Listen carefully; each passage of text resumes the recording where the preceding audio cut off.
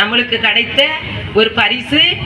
இந்த மண்ணில் இத்தனை உயிரை கொடுத்து கை கால்களை இழந்து ஊனமற்றவர்களாக இன்னைக்கு எத்தனை பேர் இந்த குடும்பங்களில் வாழ்கிறாங்கன்னு எல்லா மக்களும் அறியுது, தெரியுது, அரசுக்கு தெரியுது, புரியுது. ஆனால் இதுவரையில் நீதி நியாயம் எதுவுமே கிடையாது. இந்த 2018 இந்த நடந்த போது 2 ஆட்சி இருந்தும் ஒரு ஆட்சி கூட எனக்கு வீடு தேடி வந்து எந்த ஆதரவையும் எங்களுக்கு காட்டையில்லை, எந்த அனுதாபமும் எங்களுக்கு தெரிவிக்கவில்லை.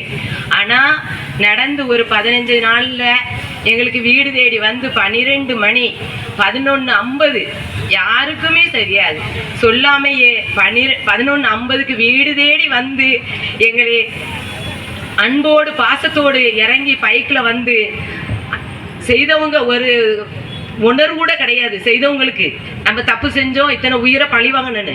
ஆனால் ஒரு தவறும் செய்யாமல் ஆட்சியில் இல்லாமல் இருக்கும்போது கூட வீடு தேடி வந்து எங்களுக்கு அன்டைமில் வந்துட்டோம்மா, சாரிம்மா, மன்னிச்சுக்கிறங்கம்மான்னு கேட்கும்போது எங்கள் மனசு அவ்வளோ ஒரு உருகுச்சு.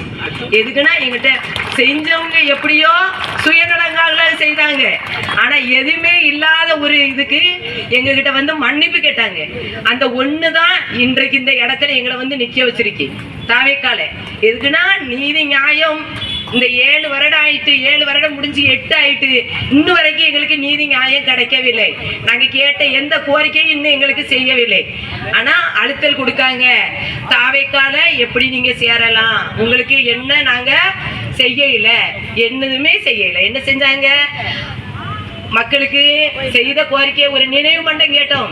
7 வருஷம் ஆயிட்டு, இன்னும் வரையில ஒரு நினைவு மண்டத்துக்கு எங்களுக்கு இடம் ஒதுக்கையில. செஞ்ச கொலை செய்த அத்தனை ஊழியர்கள் வேலை பார்க்குறாங்க அவ்வளோ பேருக்கும் இன்னைக்கு வேலையை உயர்த்தி கொடுத்துருக்காங்க. பாதிக்கப்பட்ட மக்களுக்கு எந்த வேலையையும் உயர்த்தி கொடுக்க இன்னும் நல்ல எண்ணங்கள் வரவில்லை. அப்படிப்பட்ட சமுதாயத்தில் இன்னைக்கு ஆட்சி நடந்துகிட்டு இருக்கு. நல்ல ஆட்சி நம்மளுக்கு மலரணும்னா நம்ம தலைவர் விஜய் அவங்க வந்தால்தான் இந்த 2026 நம்மளுக்கு ஒரு வெற்றி கிடைக்கும், நம்மளுக்கு நீதி கிடைக்கும், நம்மளுக்கு நியாயம் கிடைக்கும். கண்டிப்பாக நம்ம ஒன்று சேர்ந்து இந்த ஆட்சியை மாற்ற நம்மளால முடியாதது ஒன்றுமே கிடையாது.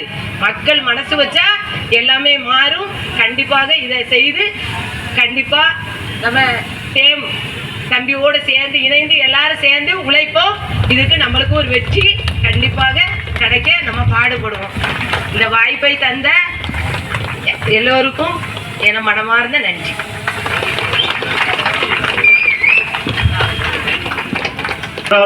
பிறந்த நாள் விழாவை முன்னிட்டு தூத்துக்குடி மத்திய மாவட்டம் சார்பாக நலத்திட்ட உதவி வழங்க வருகை தந்திருக்கும் மாவட்ட செயலாளர் அண்ணன் STR சாமுவேல்ராஜ் அவர்களுக்கு எங்கள் தூத்துக்குடி மக்கள் சார்பாக மனமார்ந்த நன்றியை தெரிவித்துக் கொள்கிறோம்.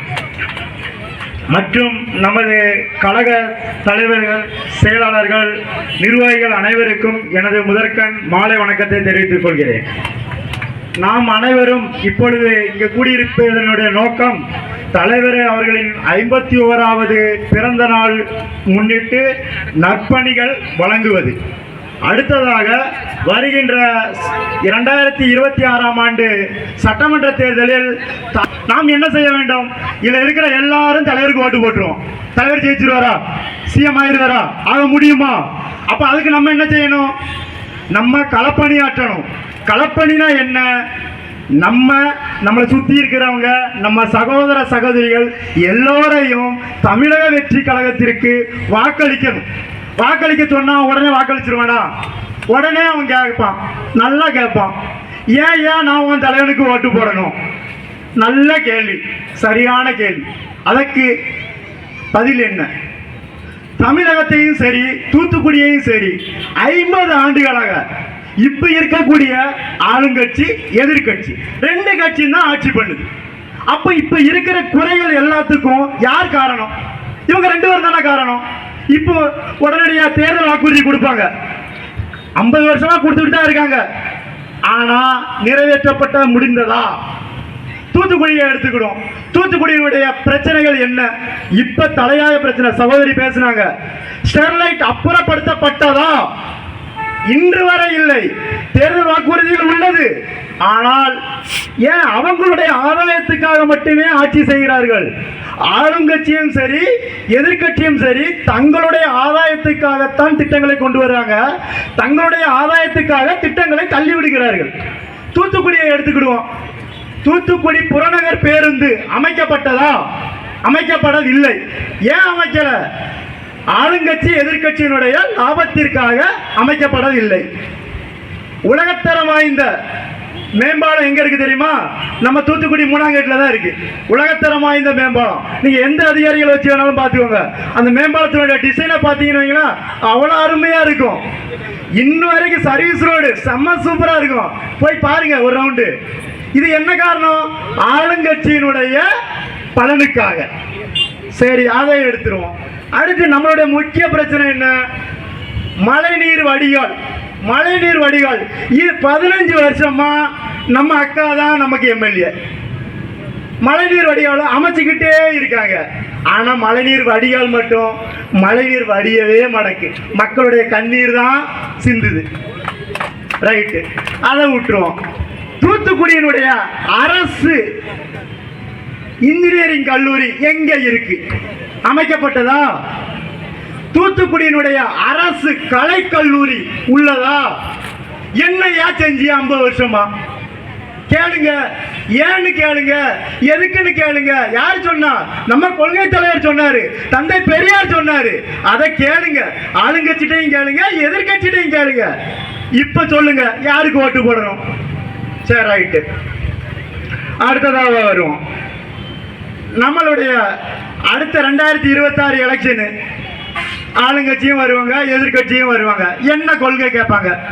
போன வட்டம் என்ன சொன்னாங்களோ அதையே சொல்லுவாங்க, அதையே செய்யறேன்னு சொல்லுவாங்க. ஆனா செய்ய மாட்டாங்க. நம்ம தலையில மிளகா அரைப்பாங்க. ஆனா நம்ம தலைவர் அப்படி இல்லை.